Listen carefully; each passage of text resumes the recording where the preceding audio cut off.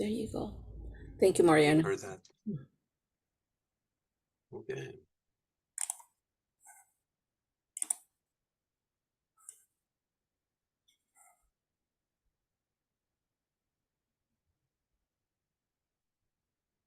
Let me know when we're good.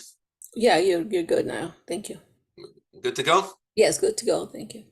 All right. Thank you. And good morning, everyone. As Sandra mentioned, my name is Mariano Sanz, and I am the daughter. I am the father of a beautiful 34-year-old daughter with Down syndrome. I also have two other kids, a 30-year-old daughter and a 27-year-old son. So I'm on this side of the road with grown-up children and daughter who Sandra mentioned has been through a lot of experiences, from playing sports and doing ballet and ballet shows to being on a TV show. So we've had our share, and it's been an interesting life. But so basically, I have been a counselor in the school, in different school districts. I have an MFT. I have a soup of letters behind my name. But really, what I always feel qualifies me the most to address an audience like you is the fact that we all share a child with a disability. And that has been the thing that has given me the most insight through the years, more than all the other books and titles that I may have accumulated. So let's jump into it. Grief and disability. This is today's topic, a very somber topic. Let's talk a little bit about what we're going to be talking about today. All right, so is this working? All right, there we go. So grief. We're going to be going and we're going to be talking about the deep feelings that grief carries. Basically, grief are the deep feelings of sorrow over the idolized child. What that means is we've all have this moment in our lives when we're going through a pregnancy, where we start making and building a future for that child. We start thinking about what that child is going to be, what it's going to look, what all those attributes that we are putting on that child's shoulder even before that child is born. Most of you are familiar, Sandra mentioned to me, with the story of the trip to Holland. And that is, I'm not going to go into reading it, but basically the idea that we are embarking on a journey, thinking we know the destination and planning for a specific destination. And then when our child is born, or when we have the diagnosis, we realize that we are going into a completely different place. That's the gist of the trip to Holland story, which encapsulates very well that moment of when we received the diagnosis. And 34 years later, I still have a very, very, very vivid memory of that second, let alone that day, when we received the diagnosis at the hospital. We didn't know until she was born, and we learned about it 12 hours later. There is another image that describes that moment, and that comes from Dr. Ken Moses. And some other authors have also embraced the image of the broken mirror. I've always liked this one a little bit better. At least for our case, it's more pertinent. I've always pictured this huge mirror where you start writing with markers everything that you're going to do to enroll your child in, everything that your child is going to be, how tall they're going to be, the color of their hair, the names you're going to be nickname them. You have this huge mirror, and through the pregnancy, it gets filled up, completely filled up with all kinds of words and dreams, and then someone comes with a diagnosis, and it's like throwing a brick in the middle of that mirror, and everything shatters. you can still see all those reflections on the floor. You can still see all those bits and pieces, and each bit and piece of that broken mirror on the floor sends back a piece of that broken dream. You can still see the letter, and you can still see your own reflection on that mirror, and that's why it's heartbreaking. The disability shatters those dreams, and the grieving process is whereby parents separate from those shattered dreams and begin to create new dreams. Basically, that tunnel, the light at the end of the tunnel, is coming up with a new mirror, writing again, allowing yourself to dream, to enjoy the moment as it happens.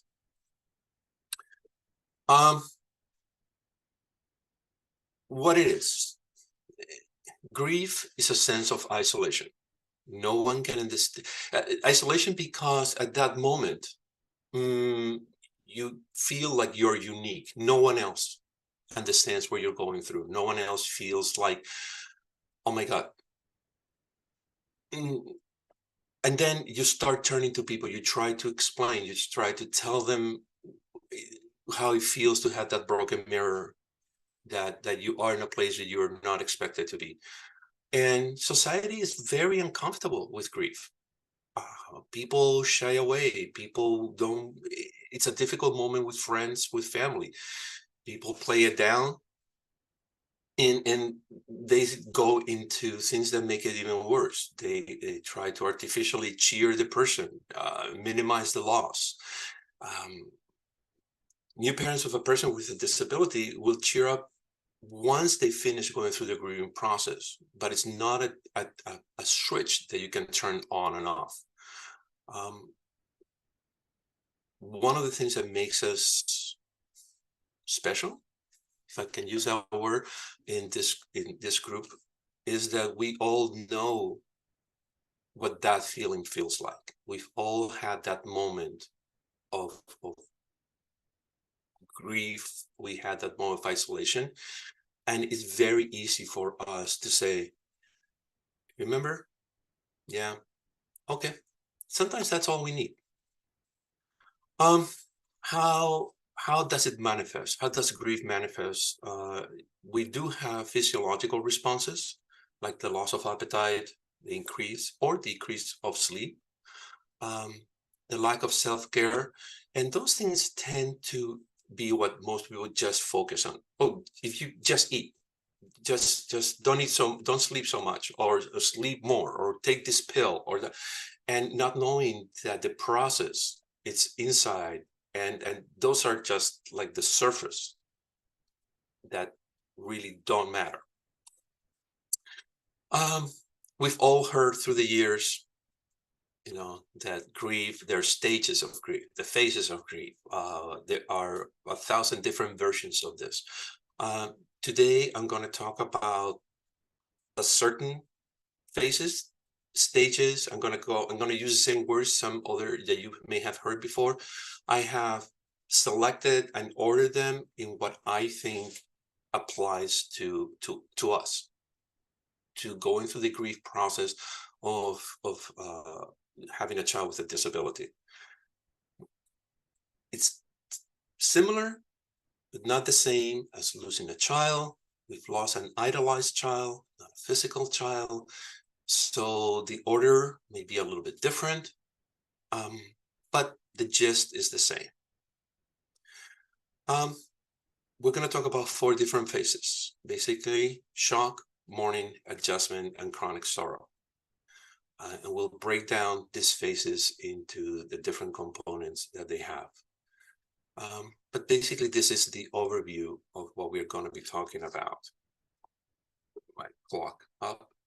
There we go. All right. Oh, by the way, if at any moment you have questions or comments that you want me to stop and elaborate or clarify, feel free to use the chat so Sandra can read the question and monitor the questions for me.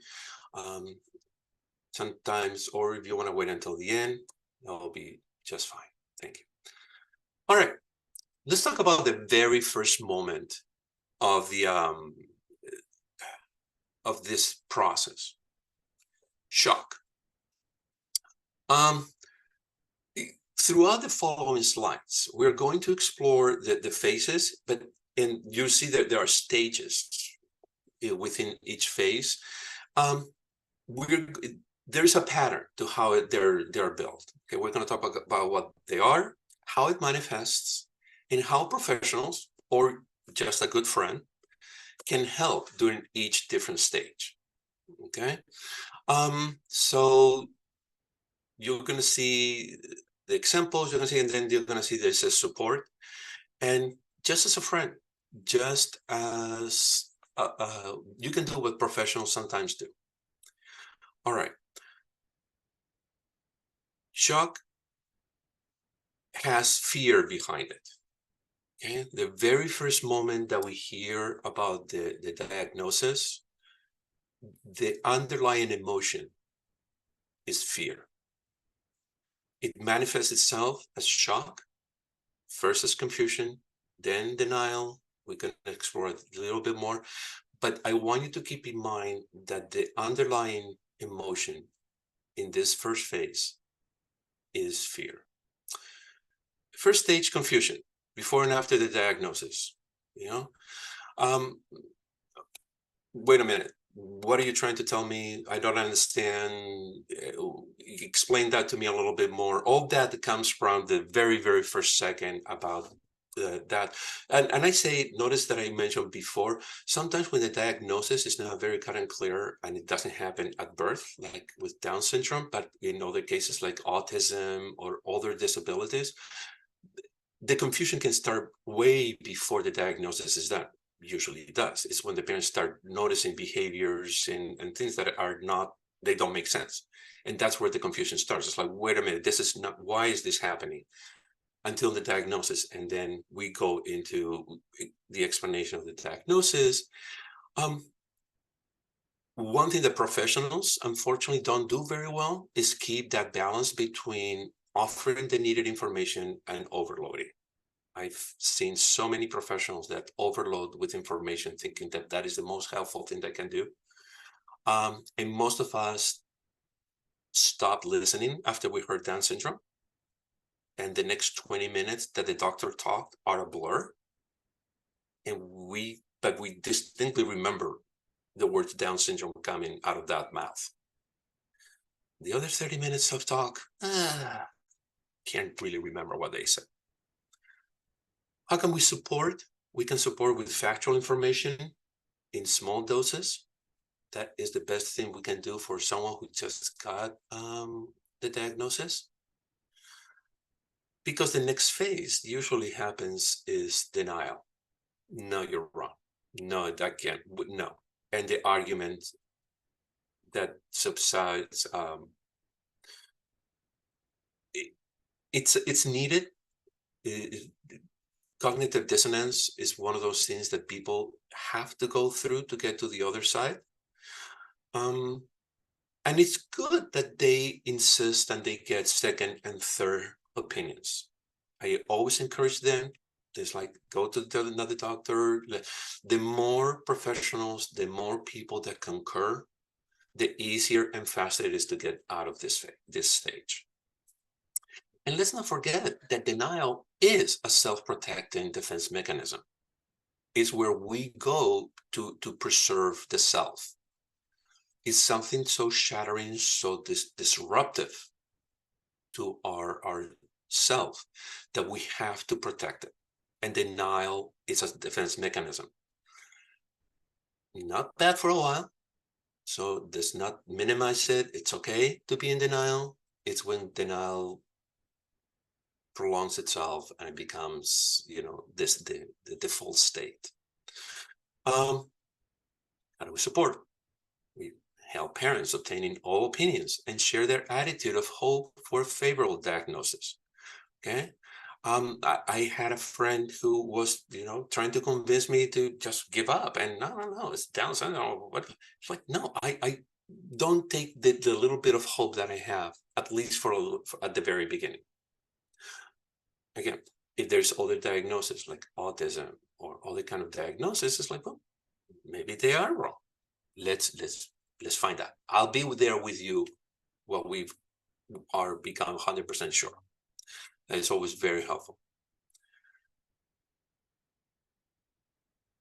The next two stages of the shock phase: anger.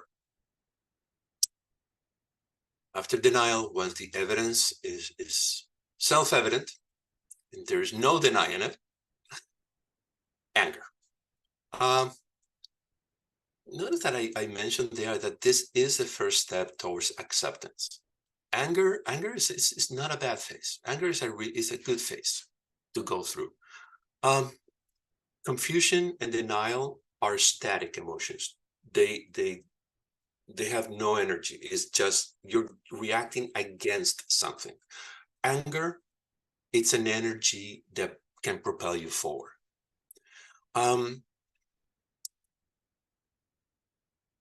When we have fear, we have the flight or fight, response that we all hear about. When we fear something, denial and confusion are part of the flight.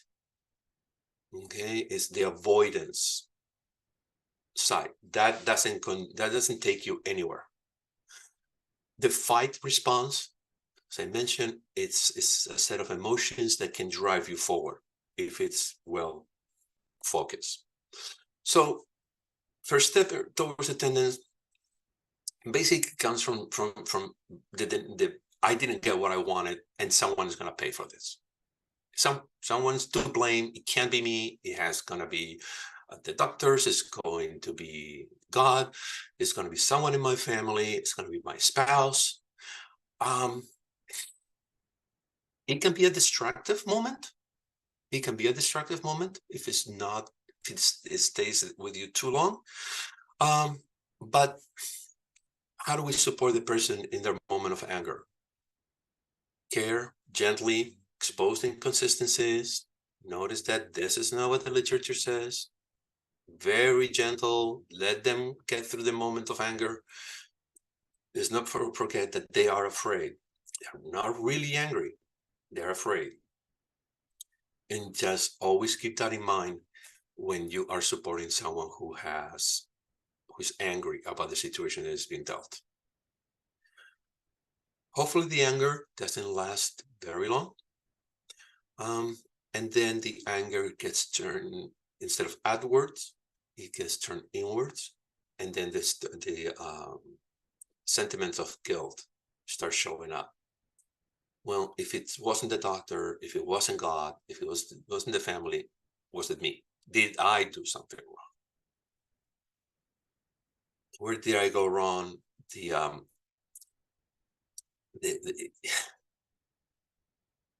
To me, this is the most damaging phase of the ones that we got. I know the anger sounds horrible because it's directed outwards, but guilt can do damage to the self.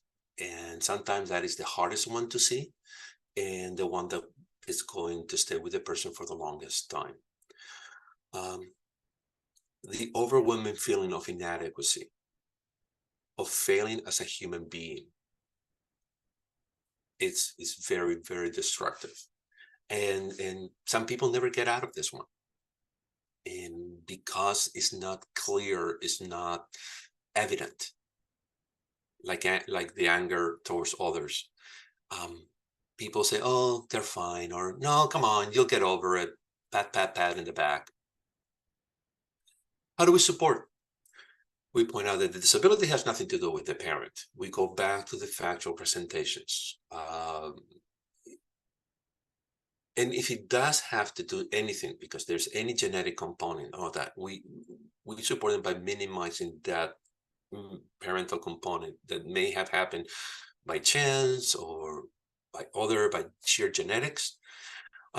So most disabilities have nothing to do with the parent itself. If it does, we help by minimizing that particular moment, not the emotion, not the feeling, the fact. Put it into the larger context of perspective. Rely on the facts.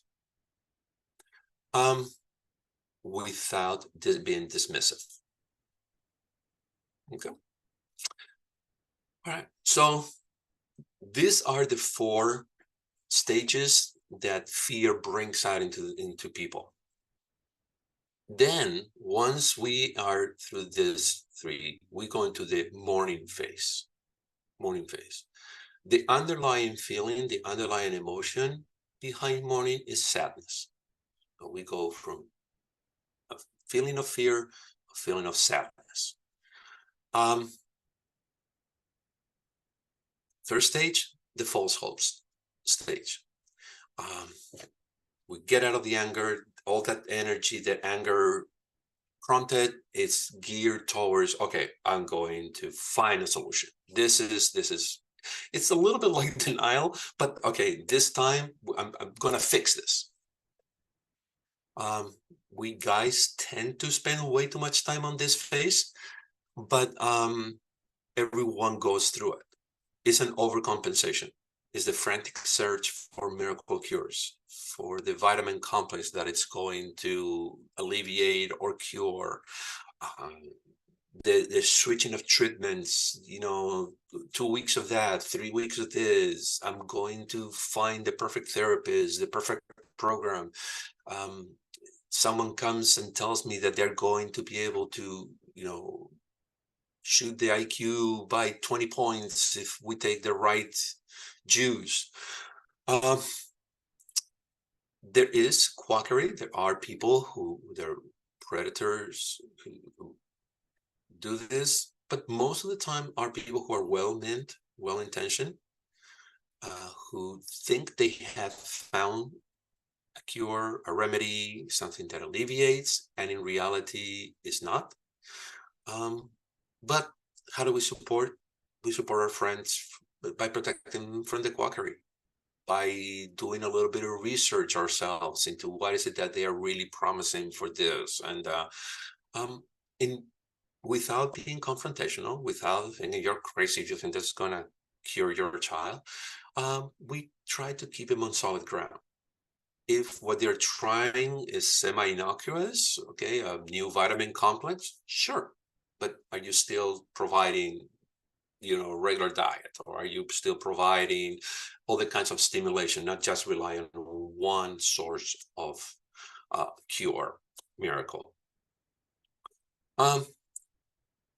Unfortunately, after a phase of full hopes and putting a lot of energy in finding something that is going to miraculously change this, comes the crashing down. We go from the high to the low, and it's a very depressive state. Okay. Deep sadness, sense of finality, of loss and abandonment. Different from confusion, different from the ones we've seen before, because in this one, you've already tried, you've already thought that you could do it. It feels like acceptance, but it's not acceptance. The feelings of uncertainty run very deep. And, the tunnel seems an infinite tunnel of deep, deep darkness. And is there light at the end of the tunnel? No, I know that people seem to have found it, but I don't think I can. How do we support a friend who is in this stage? Well, be there. Help with daily activities.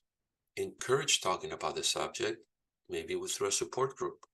Maybe he helped them drive, maybe attend a support group with them. The be there, I cannot emphasize how important this is. Having been on both sides of the desk, both as a parent and as a professional, talking to parents going through moments like this, any professional worth their salt will give an arm and a leg to have what we have as parents, and that is the automatic empathy, the knowing how you are feeling. If you have a friend who is going through a diagnosis because their child has a disability, they know you know. So just being there for them, and every time you say, yeah, I know, I understand, they know it's true. They know it's true. So you are helping, even if it's just going to the supermarket with them and helping them with doing a simple errand. Getting them out of that loop, it's important because the false hopes and depression can go into a loop that feed off each other.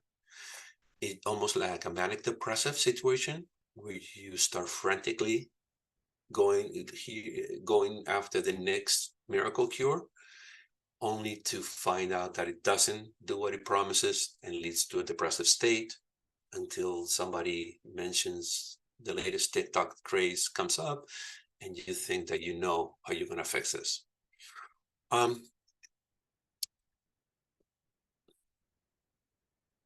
It's a loop, and getting our friends out of that loop is a very, very important thing to do. But let's say we've been supportive, we have our friends happening, and we are getting to the last phases of this. We go into the adjustment. The adjustment phase has basically two stages: the acceptance and then the understanding. The acceptance, it is what it is. You accept the situation. You go to the child first, the disability second. You start recognizing that you have a beautiful child that is much more than just a disability that the diagnosis brought to your lives. And you're able to start being able to see that little light at the end of the tunnel. I always compare this to playing cards. We're all dealt a set of cards, and the sooner you accept that these are the cards you get, and you can't discard cards, you can't get new cards, these are the cards that you've been dealt, it goes a long way. At least in my case and many of the people that I've spoken to, the worst day is the day of the diagnosis. That is the worst day. After that, little by little, you start seeing different things. You go through all those different phases that look horrible, but the worst day is the day you get the cards. Then, hopefully, you start playing the cards correctly. And that's where the understanding comes in. You accept that you have the cards that you've been dealt, and now you try to understand the cards and what is the best way to play those cards. How now we're starting to talk into real action, not the false hope action, miracle cure. I'm going to fix this in one shot. Now we understand, okay, what is the better preschool program for my child? Not the best, the better one. Do I want a small setting with just a few kids, maybe an in-home program where I can invite and control the environment? Or if for my child and our family is better if he or she goes to the same preschool program that my older son went to, and that way they can interact, the teachers meet. Every family is different. Every situation is going to be different. Knowing the cards you have is going to help you understand, and is going to give you a sense of being in control. That leads to a sense of enrichment, of strength. It's when you start realizing that you can help your child, maybe others, who are in that situation. And you start realizing that this hand of cards, everyone has a different one. And just because yours looks not so good right now, don't forget, everybody has their own set, yes. And sometimes the cards don't reveal themselves until much later in life. So I know it's not a consolation, but everyone is going to go through the same kind of problems.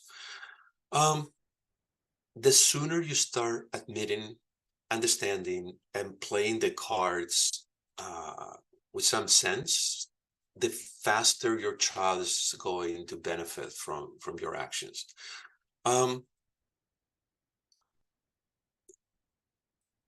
There is a part of you that needs to start understanding what can I cannot do with the cards I have. Now I'm talking a little bit. Oops, sorry. I'm talking also towards a little bit older children, past preschool, starting to get into school years, the dreaded IEPs. Knowing, like, do I have? Sorry, I messed up my notes. Here we go. My cards are okay. Do I emphasize academic skills versus social skills for my child? You know, we in our society we tend to value academic skills terribly. And maybe no, I don't want to have my child spend way too much time in a classroom, you know, killing and drilling for reading skills in sacrifice opportunities for social skills in a inclusive environment in a regular classroom, maybe the other way around. So knowing the cards is going to help you make better decisions that are going to affect your child's education.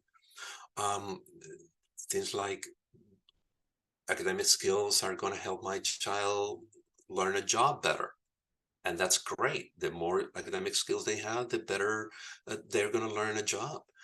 On the other hand, the more social skills they develop, the more chances they have to keep a job once they learn it.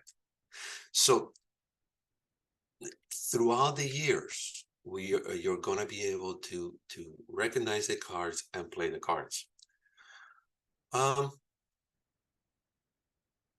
of the things that let me go to the next slide. Said all that. Once all that has been said, the chronic sorrow phase emphasizes the recurrence of one or more of the mourning phases. This is not a linear process. Sorry, this is not a linear process. It's a very messy process that everyone goes through. The phases and stages, sometimes 2 steps back, 1 step forward, 2 steps forward, 3 steps back. The chronic sorrow alludes to the fact that we live with this for the rest of our lives. And it's a fact. It's a fact. There are going to be moments, many, that are going to remind us of everything that we wrote in that original mirror. We're going to remember that, oh my God, we never got to go to Rome. So when are these moments going to happen? I mean, graduations, birthdays, you know, someone's wedding, all these things take a toll. Take a toll. Because you're reminded at every one of those milestones that someone else is celebrating that maybe you are not going to be celebrating. And it's tough. It's tough. Transitions, younger siblings catching up. In our case, Christina, our daughter, was the eldest, the first of 3. And all of a sudden, we start seeing how her sister and her brother, at a much younger age, were doing things that she was not doing, you know. And our second daughter at 3 was doing things that Christina was not doing at 5 or 6 or 7. And all of a sudden, just reality checks in and it hurts. It basically hurts. And it throws you back to a previous stage of grief. And it could be any. It can be any. And knowing that it's a process that you have to get through helps tremendously. I to this day, in our family, we go through moments like this once in a while when we realize that Christina is not like her brothers or siblings. That said, I do want to conclude with one note, and that is how ordinary life becomes. That is one of the experiences that we had in our lives, and with many of the people that we've talked and share our feelings with, that at first, through those moments of denial, of confusion, of anger, of these moments, you feel like your life is never going to be like anybody else's life. Your life is going to be different, special, weird, and you'll be lucky if you can handle a tenth of it. As the years progress, maybe you have other children, maybe you get into a routine, maybe you hopefully you accept the cards that you have and you start to enjoy playing those cards.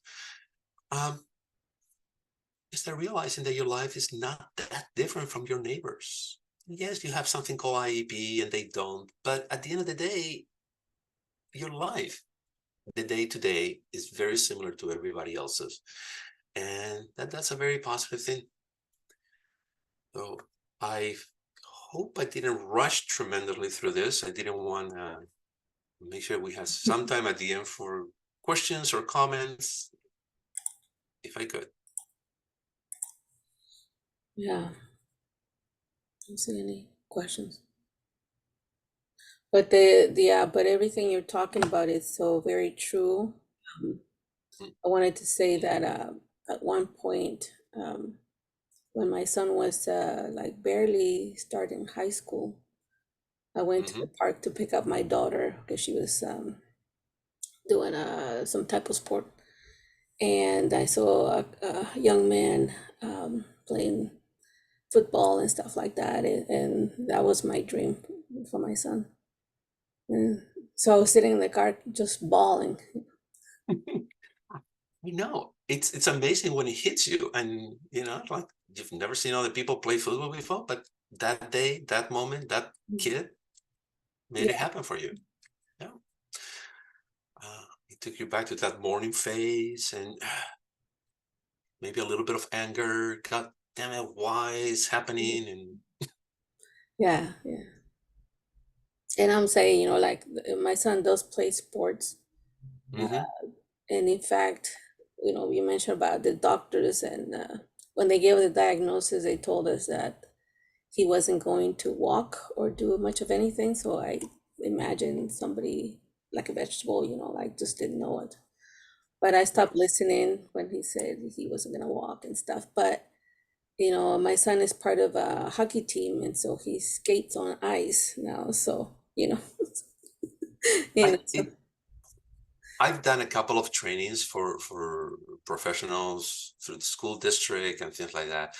And one of the things that I always tell them is like, please do not tell parents anything about what you think is going to be like 10 years from now. Mhm. Don't. It's not helpful. Parents are not going to appreciate it. If they fixate on the negative things that you're telling them, shame on you, not on them. So it's like, we had experiences like that where we were told we said, can we teach her, we speak Spanish in the house, but can we teach her, what do you think we teach her Spanish and English? And the speech therapist, it was like, oh, you'll be lucky if she has, 100-word vocabulary in English. Do not attempt to do anything in Spanish. Now she doesn't speak very good Spanish, but she manages to talk to grandparents. So go figure. I think Alex wanted to say something. That Hi, Alex. No, no, I didn't really have anything to say, but thank you. I'm glad that you enjoyed it, the presentation. Um, How old is your child, Alex? He's just turned 2.5. mm, Yeah. yeah, So I mean, a yeah. lot of the things that it's I'm going through some of these things. You know, Mhm. I recognize a lot in what was said. You know. Yeah. And you have a lot of surprises ahead of you, a lot of wonderful surprises ahead of you. So, yeah. Yeah, and Mariano, I don't know if you guys know Mariano and Christina, his daughter. She was in that reality show, Born This Way. So that's why they became very famous. And Christina got married in while doing the Yeah. show, right? So it's a real marriage. Yeah. Yeah. Spoiler. That was season 4, the finale. Leading to that, I do have to say that, in keeping up with being like everybody else, they did get married. Unfortunately, their marriage did not survive the pandemic, Oh, like many other marriages. So they're no longer together. oh, And so it's interesting. We always joke around in my household that out of the 3 kids, Christina has done what none of the others has. I mean, we never thought she would be the one to get married. She's the only one who got married. My 27 and my 32-year-old are not married. She's the only one. She's already got a divorce. So it's like, wait a minute, you were not supposed to be the one either marrying or divorcing but yeah. So we're telling the other two, it's like, come on, now you're behind your sister. But no, that experience with being part of the reality show Born This Way was quite an interesting experience for all of us and in the house. The show, if you haven't seen it, I highly recommend it. It shows the reality of having a child with Down syndrome. Um, the biggest critique that we've got through the show is that it portrays or the people who are featured in the show are what is called high functioning. Hate that word, but yes, it was the easier population to showcase and to give a good reality show feel to it. But it was done in very good taste, and at least it shows a possible future for a lot of families. And we were very happy to see that it was rewarded with several Emmys during the award season, and it was done very well. So ended up being very happy with it. it was very nice. So yeah, Yes, thanks. and yeah, so our kids surprise us sometimes because I know Larry has been invited to different films, and Mm-hmm. he was also part of this young woman on I think she's a YouTube celebrity. So Okay. we have like 3 kids from DSLA that were part of the music video. So we're the Uh-huh. backup dancers, So anyway, so he's done quite a few things, but Yeah. I do want everyone to realize how many the universe of possibilities for people with Down syndrome nowadays is very, very different from what it was 50, 30 years ago. We went from seeing one character on TV, good old Gorky in Life Goes On in the 80s, to now, yeah, I everywhere. every night that I turn on the TV, I see at least 2 or 3 people with Down syndrome on commercials. Yes, For those of us who yeah, still watch yeah. TV with commercials, um, go Yeah, in figure. the past, it was like, oh, we just have to make a point that there's something about disability and there would be, it. But now they have like even I saw something about a bank and the child was just part of the family, so they didn't like Right. the person was in the focus, but the child was there. So it was yeah, so it's quite wonderful. The other thing is Yeah. that even when my son was little, my son is 25 now, almost at the end Uh-huh. of the year, he's gonna be 26. But when he was little, we didn't have a lot of opportunities for sports or any other stuff, I think, even church having because we were very Catholic for a long time. But Mm-hmm. so we try to do like what is it, first communions.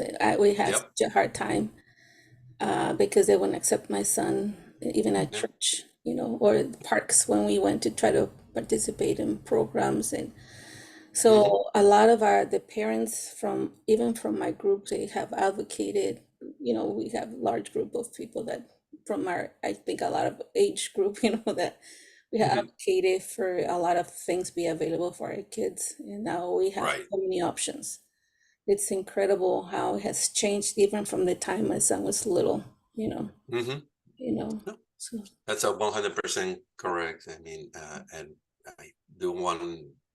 there is a generation that has preceded even us Mhm. that broke that ground, and Christina belongs to the first generation in our school district of inclusion in the classroom, and we took that opportunity and ran with it. So, and the exposure to other people to me is what is most important. Having been an educator all my life, I always try to explain to people that it's not so much what Christina took away from being included in a regular classroom, is what I hope all the other kids took away. When they become the manager in a company or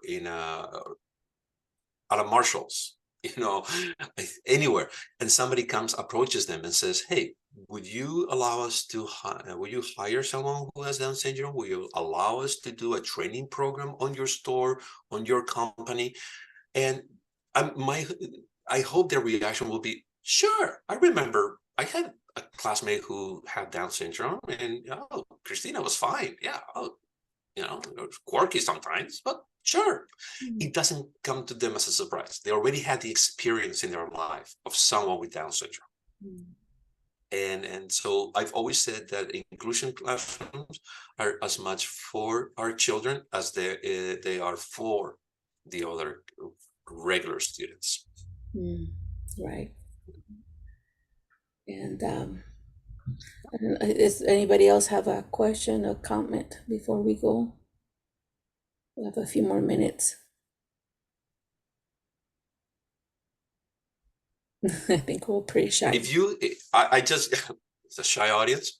I just wanted to say, Sandra has all my information. I know that if any of you wants to reach and talk with me about this or other experiences, all that, I'd be happy to do that. I'm a sucker to help people. That's what counselors we were born to do. So yeah, please don't hesitate to reach out, and I'll be happy to help in any way I can. And by the way, I wanted to say that Mariano has been involved with the SALA for many, many years, even before I started work. I've been working at the SALA for 17 years, and he was already involved. Yeah. Well, we went to us DSLA, and I'll share 30 seconds of our experience with DSLA. When Christina was literally a baby, we went to our first workshops and training that DSLA was doing, and it was an eye opener. All of a sudden, we were in a club that was ready to accept us. There were people with Down syndrome all around us. There were parents of people with Down syndrome all around us, and that sense of isolation was gone immediately. And we had it in our case was compounded because my wife and I was 27, she was 25, and we were in this country by ourselves. We had just moved to the US like literally a year and a half before having Christina, and all of our support group, all of our family was back in Spain. So to find that second family of people who you don't have to explain, you don't have to go into this long, boring, try to understand me thing. No, you just look at each other and like, I know, and I know you know. Great. So literally 33 years ago, we had our first contact with DSLA, and we went through some of their trainings, and very soon I started collaborating and helping in any way I could. So it's been a journey. So Sarah has a question in the chat. It says, I have a question. Do you advise for my child to enter kinder in a typical gen ed class or wait until he's older to join in a gen ed class? If you think that is the right thing for your child, I would start in kindergarten. I wouldn't wait for third grade to try it out. I'll give you, when Christina was 4 years old or 5 years old, and we were just about to start the school years, both my wife and I, as educators, we were very, very incredulous and very against, literally against inclusion. There was no way that makes sense. How can inclusion be a good thing for our child? I talked to a couple of other professionals, and sorry, you were saying? Oh, she says, can you repeat the first part? Something happened to her. I think to her sound or something. Okay. I was just saying that if I were to try, I'll give you the advice I got. Talking to some professionals in the school district, someone approached us and said, would you consider putting Christina in full inclusion? And as I said, at that time, both my wife and I, both educators, were against inclusion. This professional told me, well, I think Christina will be right for it. And if you're ever going to try it in kindergarten. I said, okay. It was all the rage at the moment. We put it in kindergarten in a regular classroom, never looked back. It was the right thing for Christina, clearly. And I'm so happy that I listened to that professional who knew us and knew Christina. It was the right thing. Worst possible scenario could have happened. Midway through kindergarten, we would have changed programs. Or at the end of kindergarten, or maybe in first grade. But I didn't think we were losing anything for trying it out right off the bat. When it's a lot easier to do the inclusion than in third grade or fifth grade. And we can even talk about middle school in a, in a different scenario, in a different conference. Yes, I do recommend it, but I don't know your child. Yeah, it is easier when they're younger. As they get a little older, it's, I guess, a little difficult because of the academics sometimes. And I mentioned the other kids before, the classmates, they are going to be a lot more accepting in kindergarten than they are going to be in third grade. Some of those prejudices and prejudgments, they're not there yet. They don't have a clear idea of what is it that is wrong with their child. You know, one of the experiences we had in kindergarten that was very illuminating was Christina wanted to play rope with the other kids. And instead of having an adult intervene, before the adults could intervene, we realized that she was going to the other kids. And it's like, what do you want? I don't understand what you're saying. And Christina was forcing herself to ask. She wanted to play rope until she was able to formulate something close enough that they understood her. It's like, oh, sure, come over, do this. Anyway, that kindergarten class, in Christina's experience, was the best speech therapy we've ever had. That kindergarten year. Anecdotal evidence. Yeah, and every child's different. You know, but he's right. The best time is to try is when they're younger. I know for my son, we did a full inclusion through third grade, and then we mainstreamed the rest of elementary and then middle school.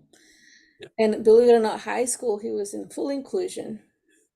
And he was quite popular at high school, so he was very, even for graduation, he participated and they cheered so loud when they called his name. And I gotta tell you, he had 4 dates for the prom. You know, wow. So to the point I was making earlier, there is an entire class that has been exposed to someone with Down syndrome who is not a weirdo in the back of the school, hidden away. No, it's a child like all the others and went through graduation and all that. So they're going to be more willing to accept someone in their job site or as part of their lives later on in life. Yeah. And I gotta tell you, my son worked through a work program. He worked at our local Costco for a bit. And Oh, now when we walk in, everybody, even the workers, are Larry, hey, Larry. I don't know, our they kids, become popular everywhere they go, I think, yeah, they do. It's funny that way. Oh, I know we were talking about it, and I just gotta share this really fast so we can go. But when talking about graduation, when my son with Down syndrome graduated, it was, everybody was just going crazy, Mm. and then my daughter graduated, yeah, okay, and I was thinking, man, he was more popular than my daughter in high school, You do.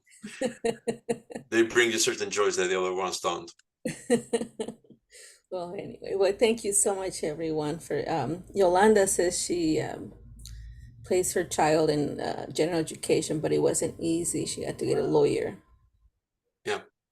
That surprises me that still in this age you still have to Yes. involve lawyers and all that. It's ridiculous that you had to go through that scenario, especially if it's very early on. Full inclusion is not that difficult when it's done properly in kindergarten and first grade. It's almost easy to do. Anyway, Yeah. the school dishes are weird sometimes, and Yeah, I it's know just because I worked in them.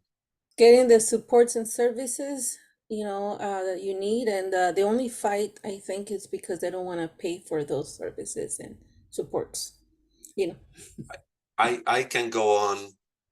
I can go on, and I've talked with school districts where I have numbers that it shows that sometimes it's cheaper to put a child in full inclusion than it is to put him in a special education class.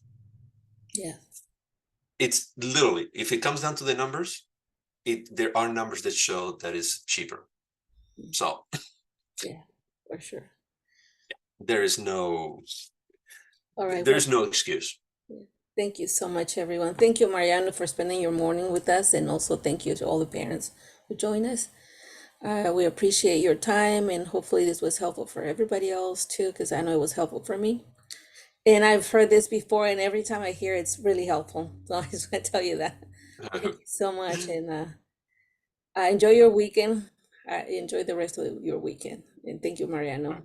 Have a great day. Thank you, Sandra. Thank you, everyone. All right. Thank you. Bye-bye. Bye-bye.